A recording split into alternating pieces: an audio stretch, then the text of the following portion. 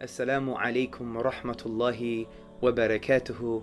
May the peace and blessings of Allah, of God, be upon you all. A very quick note for everybody. Allah says in the Quran, أَفَلَا يَتَدَبَّرُونَ الْقُرْآنِ. Do they not reflect upon the Quran, or are there locks on their hearts? If we reflect upon the verse that tells us to reflect upon the Quran, we may conclude that the more we contemplate, meditate, and discover and analyze and search for the gems in the Quranic verses, the more our hearts will become unlocked to receive the mercy, guidance, and divine love. Because brothers and sisters and friends, the Quran is an ocean, and we must do tadabbur, reflection and pondering upon this book as Allah tells us. And the more we ponder, we take an ayah, we take a verse, and we find out, what does it mean for me? What does Allah want me to do concerning this verse? How does it affect my spiritual and social DNA? How am I supposed to act and live and behave? How am I supposed to be? Meaning, what kind of state should I be in? So I want to encourage all the brothers and sisters and friends to really engage with the Quran from this perspective, because the Quran wants to be engaged with. Because the Quran was sent down for the whole of humanity, and human beings are thinking human beings.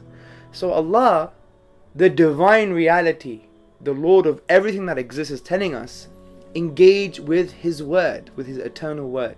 And I believe if we engage with it and we ponder upon it, we can really find solutions for all of life, but particularly our spiritual life and for our moral and ethical lives.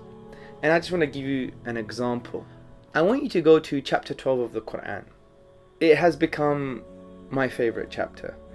But this is the beauty of the Quran. Every time you understand a chapter, that becomes your favorite chapter. So I've done some work concerning the 12th chapter of the Quran, and I find it so fascinating. Even Allah, God says, is the greatest story. So in this greatest story, I want you to read this story and find out, why did Yaqub alayhi salam, why was he suffering and in distress? Well, we know he was suffering and in distress because Yusuf, his beloved son, alayhi salam, Joseph, upon whom be peace, Binyamin, his other little son, was also missing. And he was in distress, where he says in the chapter 12 verse 86, I only complain of my suffering and grief to Allah, and I know from Allah that which you do not know.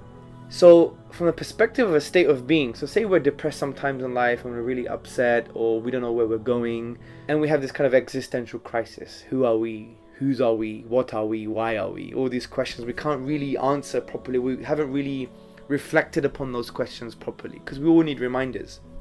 So we can be in a state of suffering and grief. So Yusuf alayhi salam, rather Yaqub alayhi salam, the father of Yusuf alayhi salam and Binyamin, he's saying he's suffering and he's in grief. But look at his solution, or look what he does. And he says, I only complain of my suffering and grief to Allah. That's number one. When we go to the next verse, verse 87, he now advises his sons, because he had another 10 sons, to go and find out about Joseph and Binyamin, his brother. And look what Yaqub alayhi salam says. He says, and despair not of the life-giving mercy, Rawhillah, the life-giving mercy of God, of Allah. For indeed, the one who despairs of the life-giving mercy of God is the one who actively rejects the truth. So there are some lessons here. It's teaching us how to deal with grief and distress and depression. Because Yaqub alayhi salam, Jacob, upon whom be peace, he wasn't the one in genuine distress and grief because he loved Joseph so much, he loved Binyamin so much, and he was really, really, really distressed. But look what he does. He says, I complain only to Allah. So that's the first point of call when you're distressed and you're in grief. Complain to Allah. The second piece of advice, which is quite significant, is in the advice he gives to his sons. And he says, and despair not of the life-giving mercy of Allah, for whoever despairs of His mercy is the one who's in an active state of disbelief, who rejects the truth. So it means the one who's in grief and distress and depressed, a solution out of this grief and depression is to sincerely advise others and remind others of the mercy of Allah. Yaqub alayhi salam was the one in distress and grief, but he advised his sons sincerely, and he told them about Allah's mercy, His compassion, His love. So the way to get out of this grief and distress is actually to do that. Advise others sincerely and remind them of the mercy of Allah. And it's no wonder many of the counselors or psychotherapists, they were actually depressed and they got into the job just to help themselves, because advising others actually helps you. So keep on reflecting upon the Quran, brothers and sisters.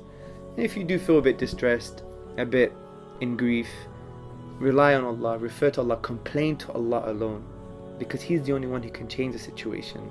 Number 2, sincerely advise others. Number 3, remind others sincerely of the life-giving mercy of your Lord.